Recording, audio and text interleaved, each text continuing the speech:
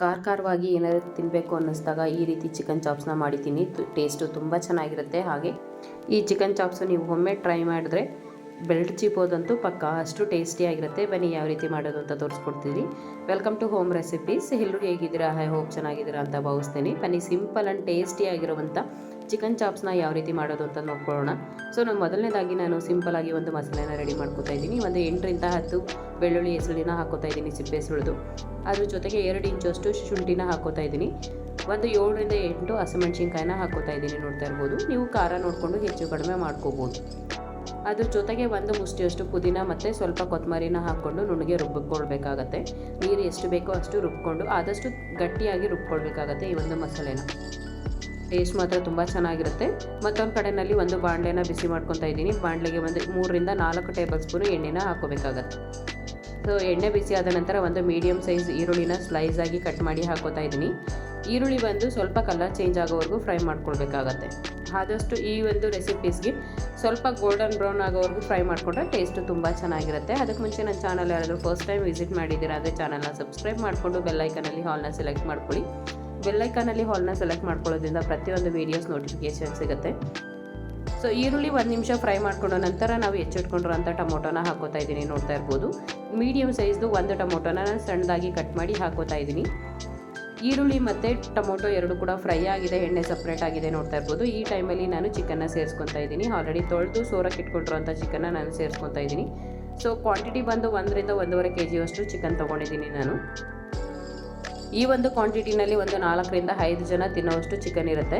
So ಇದಕ್ಕೆ ನಾನು ಒಂದು ರುಚಿಗೆ ಎಷ್ಟು ಬೇಕೋ ಅಷ್ಟು ಉಪ್ಪು ಮತ್ತು ಒಂದು ಅರ್ಧ ಟೇಬಲ್ ಸ್ಪೂನಷ್ಟು ಅರಿಶಿನ ಹಾಕ್ಕೊಂಡು ನೀಟಾಗಿ ಫ್ರೈ ಮಾಡ್ಕೊಳ್ತಾ ಇದ್ದೀನಿ. ಈರುಳ್ಳಿ ಮತ್ತು ಟೊಮೊಟೊನಲ್ಲೇ ಒಂದು 5 ಮಿನಿಟ್ಸು ಫ್ರೈ ಮಾಡ್ಕೊಳ್ಬೇಕಾಗತ್ತೆ. ಈ ಒಂದು ರೆಸಿಪಿ ಬಂದು ನಮ್ಮ ಮನೆಯಲ್ಲಿ ಆಲ್ ಟೈಮ್ ಫೇವ್ರೇಟ್ ರೆಸಿಪಿ ಅಂತಲೇ ಹೇಳ್ಬೋದು. ಫಟಾಫಟ್ ಅಂತ ಮಾಡ್ಕೋಬೋದು. ತುಂಬ ಟೈಮ್ ತೊಗೊಳ್ಳೋದಿಲ್ಲ. ಹಾಗೆ ಜಾಸ್ತಿ ಇಂಗ್ರೀಡಿಯೆಂಟ್ಸ್ ಕೂಡ ಇರೋದಿಲ್ಲ. ಸಿಂಪಲ್ ಮನೆಯಲ್ಲೇ ಇರೋವಂಥ ಇಂಗ್ರೀಡಿಯೆಂಟ್ಸ್ನ ಬಳಸಿ ಸೂಪರ್ ಟೇಸ್ಟಿಯಾಗಿರೋವಂಥ ಚಿಕನ್ ಚಾಪ್ಸ್ನ ರೆಡಿ ಮಾಡ್ಕೊಳ್ಬೋದು ಕೂಡ.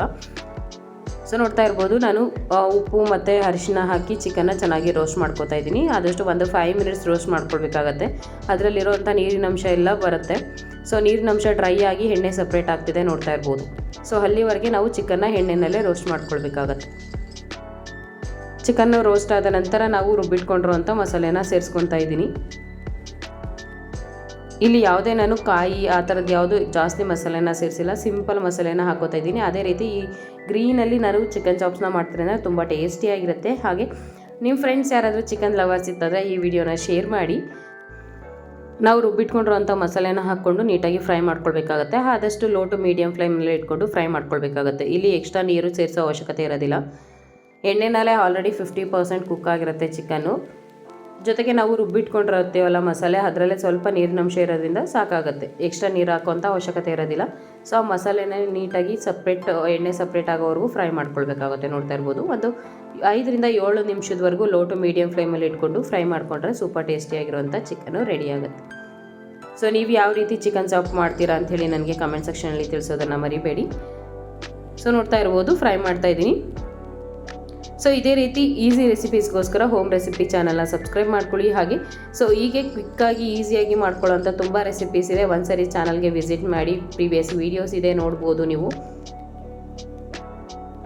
ಸೊ ಒಂದು 5 ಮಿನಿಟ್ಸು ಚಿಕನ್ನ ಫ್ರೈ ಮಾಡ್ಕೊಂಡಿದ್ದೀನಿ ಮಸಾಲೆನಲ್ಲಿ. ನಂತರ ಇದಕ್ಕೆ ತೇಜು ಅವ್ರದ್ದು ನಾನು ಚಿಕನ್ ಮಸಾಲೆನ ಸೇರಿಸ್ಕೊತಾ ಇದ್ದೀನಿ. ಟೇಸ್ಟ್ ಮಾತ್ರ ತುಂಬ ಚೆನ್ನಾಗಿರುತ್ತೆ.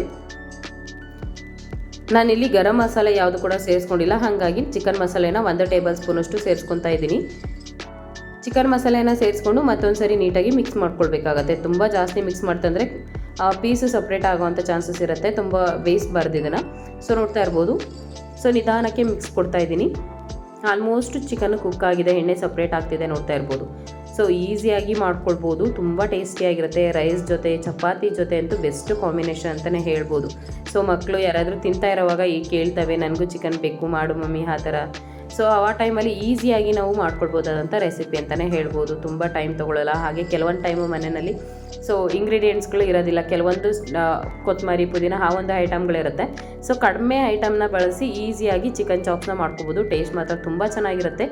ಸೊ ಒಮ್ಮೆ ನಿಮ್ಮ ಮನೇಲಿ ಟ್ರೈ ಮಾಡಿ ಹೇಗೆ ಬಂತು ನನಗೆ ಕಮೆಂಟ್ ಸೆಕ್ಷನಲ್ಲಿ ತಿಳಿಸಿ. ಈ ವಿಡಿಯೋ ಇಷ್ಟ ಆಯ್ತಂದರೆ ಒಂದು ಲೈಕ್ ಮಾಡಿ, ಹಾಗೆ ಶೇರ್ ಮಾಡಿ. ಕಂಪ್ಲೀಟಾಗಿ ವಿಡಿಯೋನ ನೋಡಿ. ವಿಡಿಯೋ ಇಷ್ಟ ಆಯ್ತಂದರೆ ಹೈಪ್ ಆಪ್ಷನ್ ಇದೆ, ಹೈಪ್ ಮಾಡಿ. ಸೊ ಇದೇ ರೀತಿ ಈಸಿ ರೆಸಿಪೀಸ್ಗೋಸ್ಕರ ಹೋಮ್ ರೆಸಿಪಿ ಚಾನಲ್ನ ಸಬ್ಸ್ಕ್ರೈಬ್ ಮಾಡ್ಕೊಳ್ಳಿ. ನೋಡ್ತಾ ಇರ್ಬೋದು ಎಷ್ಟು ಸಾಫ್ಟಾಗಿ ಬೆಂದಿದೆ ಅಂತೇಳಿ, ಜ್ಯೂಸಿಯಾಗಿ ಬಂದಿತ್ತು ಚಿಕನ್ ಅಂತೂ.